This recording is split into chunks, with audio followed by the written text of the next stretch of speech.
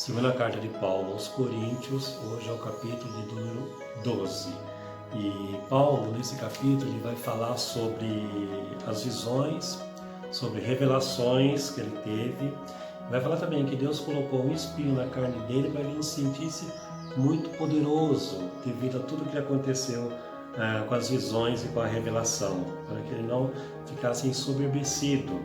Então, ele diz também que é no meio de todo esse contexto, de tudo que ele estava vivendo, é no meio da sua fraqueza, da carne, que resultou uma força espiritual. E ele se sente seguro, se sente estável diante de Deus. Ele fala da sua disposição em servir a igreja e como isso não se tornou um peso, pelo contrário, redundou em bênçãos para a igreja, né? Paulo fala sobre o seu receio, o receio que ele sentia ali no momento. Ele temia que os coríntios, temia que a igreja de Corinto permitisse que a carnalidade os dominasse e, sendo dominado pela carne, as brigas, as invejas, as discussões e a fraqueza pudesse estragar, pudesse impedir a comunhão com os irmãos, a comunhão com a igreja. Era o receio de Paulo. Então vamos destacar que no versículo 1 ao versículo 6, Paulo fala das suas visões e revelações. Vou destacar o versículo número 4, que diz assim: foi arrebatado ao paraíso e ouviu palavras inefáveis, as quais não me é lícito ao homem referir. Então ele fala que ele foi arrebatado ao paraíso, foi arrebatado ao terceiro céu. Ali ele ouviu revelações que não é nem lícito ao homem referir.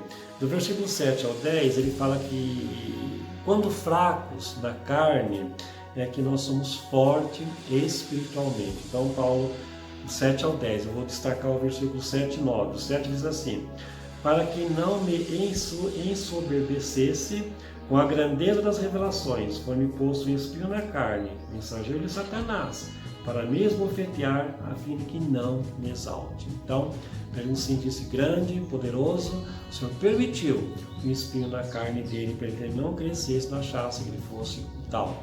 O versículo 9 diz: então ele me disse, minha graça te basta, porque o poder se aperfeiçoa na fraqueza.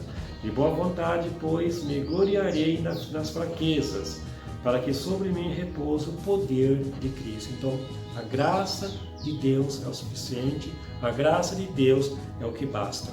Versículo 11 ao versículo 17, ele fala da disposição em servir a igreja, a disposição de estar servindo ali na igreja de Corinto, estar servindo. Versículo 15, vou destacar, ele diz assim: eu de boa vontade me gastarei, e ainda me deixarei gastar em prol da vossa alma. Se mais vos amo, serei menos amado?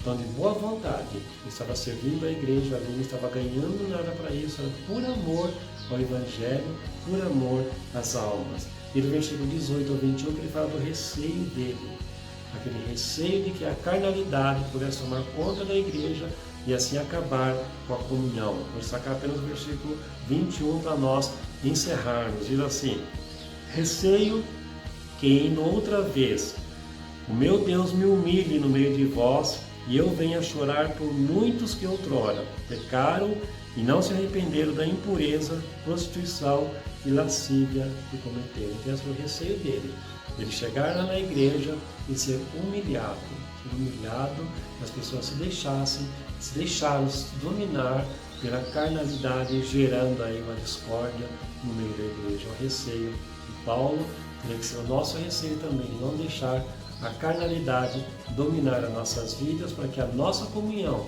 possa ser perfeita e agradável ao Senhor. Que Deus nos abençoe e que a paz do Senhor esteja no teu coração e no teu lar.